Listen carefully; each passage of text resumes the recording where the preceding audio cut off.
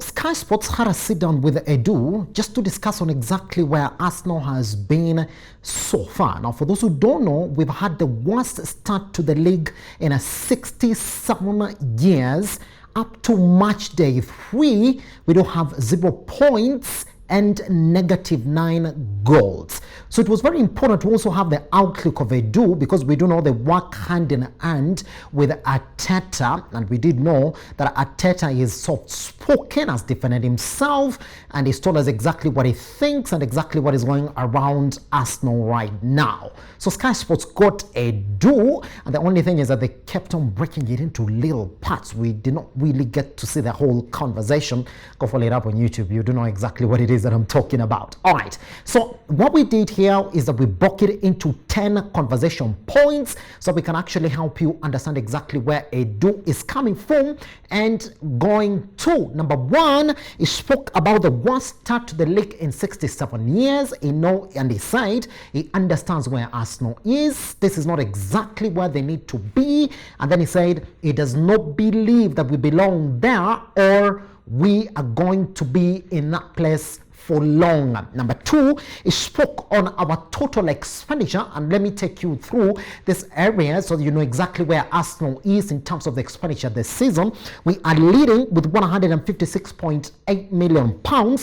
Manchester United follows with 133.7 million, City 100 million, Chelsea 97.5, Villa 93 million, and West Ham 63.3 million. So you can actually say that we are the leading when it comes to that expenditure, which is negative to the position that we are right now. To that is said, we need to see beyond the money, beyond the picture, because indeed is building a team not for now, but a team for the future. That is according to Edu, who says that people look at now, that we need to understand that whatever it is that we're doing right now is not for now, but for the future as well. So don't just look at that money. Number 3, it said that 6 players have been signed under the age of 23 years, and that's exactly what we've seen this season as well.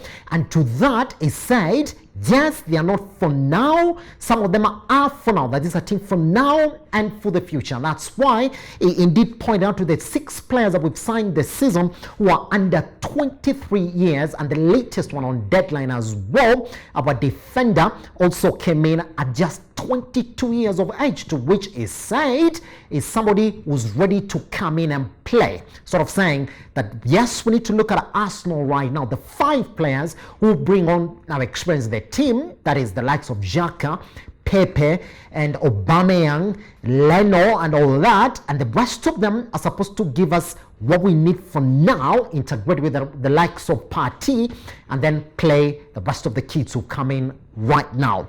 Number 4, I said that last season we suffered heavily on consistency, something they want to change this season.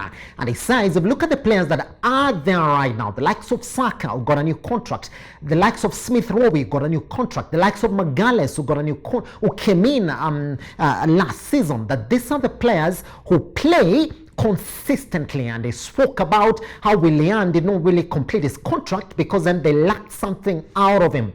Consistency. So according to Edu, the players that we have right now, should they play together, they're going to give us the consistency that Arsenal needs to go through the rest of the season. He also said that 21 players have so far exited over the time that Edu has been with Arsenal, and they think that that's a lot of exits.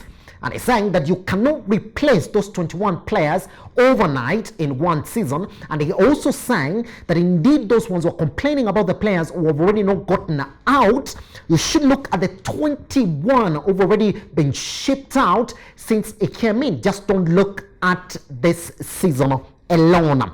Number 7, performance so far, he said, and I quote, only judges, that is Edu and Arteta, once this team that is trying to build plays together. So according to him, Partey has not come in and played with Smith Rowe and Odegaard this season. We've not seen Ben White complete his games. We've not seen our defender Takehiro come in and play with the rest of the team. It's saying that once this team plays together, that's the only time that we can come in and judge where Arsenal are so far.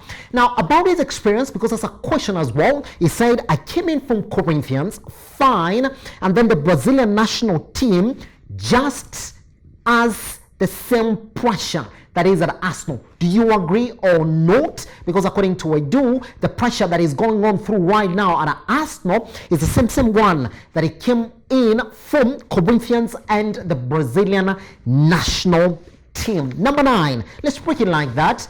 Is now the moment for everybody to be together and go love for people to stay forward and take responsibility. That's a direct quote from that interview. According to Edu, this is not the time for us to talk bad about Arsenal, but the best time for us to look at only the positives. In other terms, trust the process. And they're saying that the board has seen what they're trying to do. They're always speaking to the board. They've given them their plan. It's up to Edu and Arteta to hopefully pray that this team plays together and gels. Now, what we do know, we're facing Norwich next, which is a do or die match for Arsenal and Arteta. So let's look at the players who are coming in as we approach the weekend. Partey might not be available. He's already going to come back to the training. What we do know is that he's been out for 5 weeks. It was said that he could be out for 5 to 6 weeks. So let's hope once he comes back, he can come back and join the rest of the team. Xhaka was sent off. What we do know, disappointed fans, but then again, it tested positive for COVID-19. So yes, a blessing in disguise for Arsenal fans, because indeed, you might actually get to see Lokonga start against Norwich. All right, let's talk about Edu Defends. He's also out injured. What we do know is that he's supposed to join us soon,